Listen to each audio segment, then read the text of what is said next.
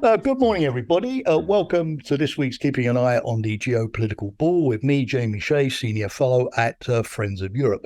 Now, of course, the media attention is overwhelmingly focused today on the situation in Gaza and the Middle East. So you may, dear listeners, find it surprising that I'm going to talk today about something which is only going to happen in 12 months' time.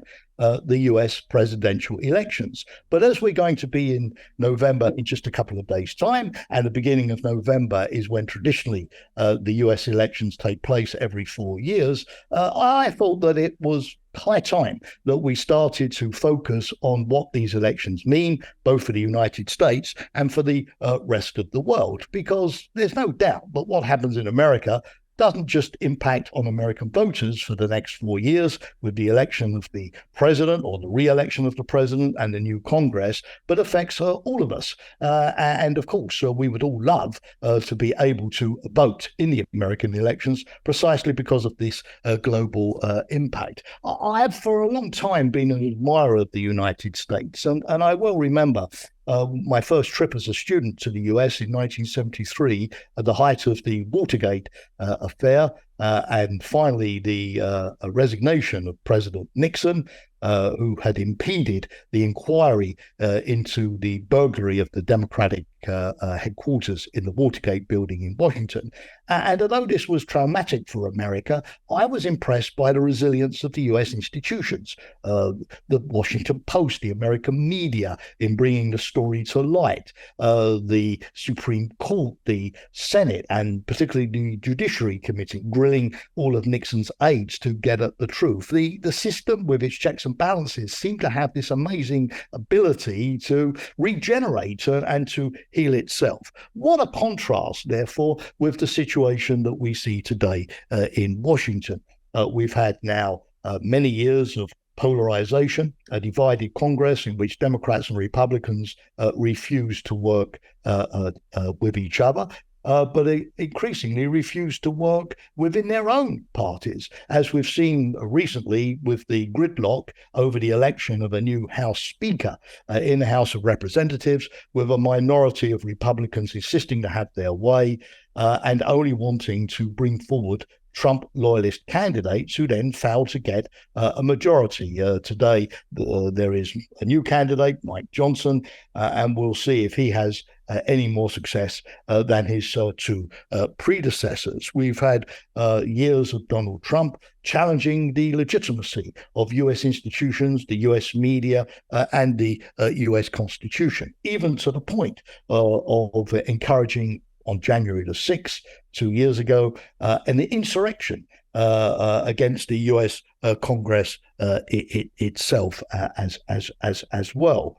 Now, as we go to the elections next year, all of us probably are thinking, well, what can happen? What can be done to make sure that the November 2024 elections are free and fair, really debate the issues which are crucial to America in the future, put voters in front of their real responsibilities rather than dreams and illusions, and can basically set America, like in 1973 after Watergate, on the path towards a democratic regeneration and revival. This is not just good for America, but it's also good for America preaching the virtues of democracy to the rest of the world too.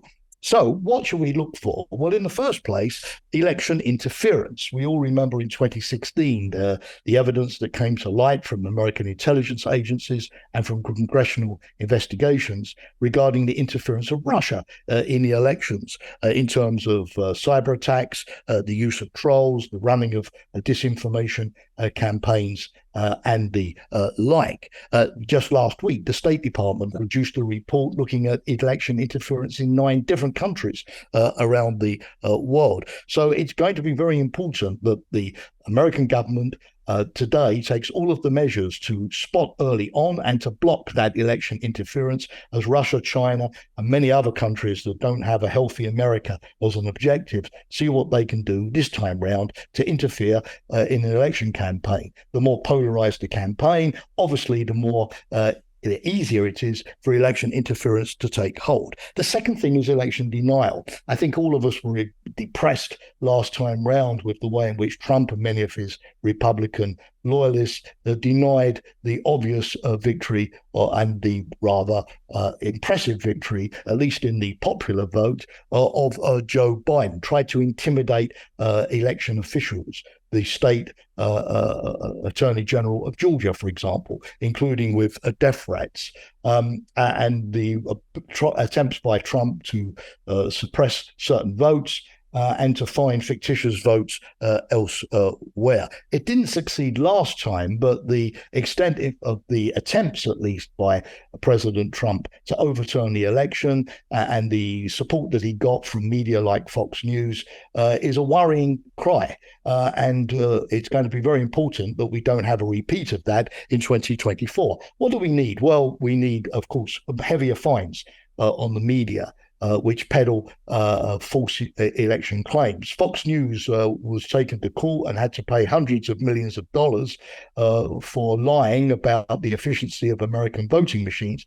But it was the company involved that took Fox to court, not the United States government itself. We need to have more stringent laws about incitation to violence, for example, or peddling rumors and false news as if they were true. The First Amendment of the United States, which permits freedom of speech, sounds great in theory, but it falls short when it comes to allowing this kind of incitation to violence in a more general sense to go unpunished.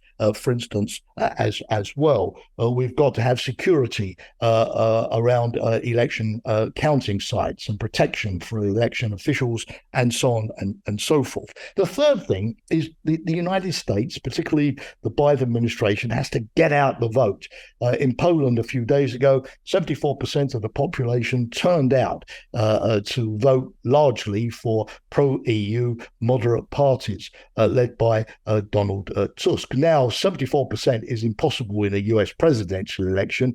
Sometimes you're lucky to get 45% or 50%. Half the population don't bother to vote. But what happened in Poland is that the opposition convinced Poles that these elections were important. They weren't just average elections. They were turning points in terms of deciding the future of the country. Somehow, the Biden administration, when it comes to groups that traditionally don't vote very much, like the black voters, has got to do a better job of mobilizing the Democratic vote. The majority of views in the country has to be the majority of views reflected in the future American government, and not a situation where the minority of views, because people are mobilized, ends up actually becoming the majority in government. The fourth thing is that the Biden administration has got to run a savvy election campaign when it comes to Donald Trump. All of the evidence is that simply criticizing Trump's personality, pointing out all of the reasons why he's unfit to be president, the lies, for example, the 90-odd charges in various American courts which are currently against him. That strategy might work in another democracy, but it doesn't work in the United States, where Trump supporters see him as an almost cult figure beyond criticism. On the other hand, pointing out that Trump has never or almost never kept any of his electoral promises might be more successful. For example, did he build the wall with Mexico? Did he stop illegal migration? Did he get a better trading relationship with China? Did he get a better nuclear agreement with Iran when he tore up the existing one? Did he do much for the poor American voter when his tax cuts overwhelmingly favored the rich? Did he take climate change seriously? Did he do a good job of rolling out a COVID-19 vaccine? So comparing Trump's promises with his record may be a savvier strategy, but the Democrats have got one shot at this and they've got to get it right.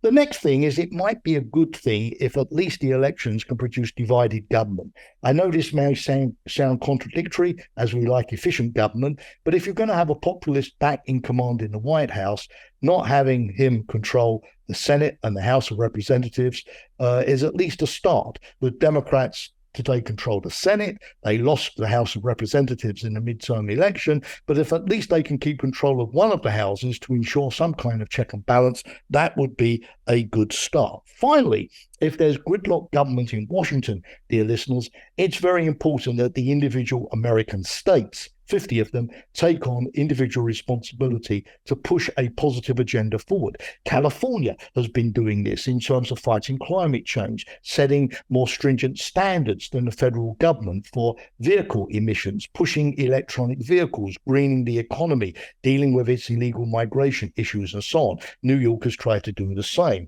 signing international trade agreements, for instance. This shows another side of the United States. Now, states have got certain responsibilities within the US Constitution. Of course, I'm not saying that they should completely ignore the federal government, but they need to use the margin of maneuver that they do have to keep a positive agenda going and to prevent backsliding on things, for example, like fighting climate change or greening the American economy or switching to the economies of the future or drilling for fossil fuels or whatever it's going to be. So, dear listeners, it's 12 months away, but already we are on the ticking clock, the countdown to the US elections, which are going to be very important for all of us.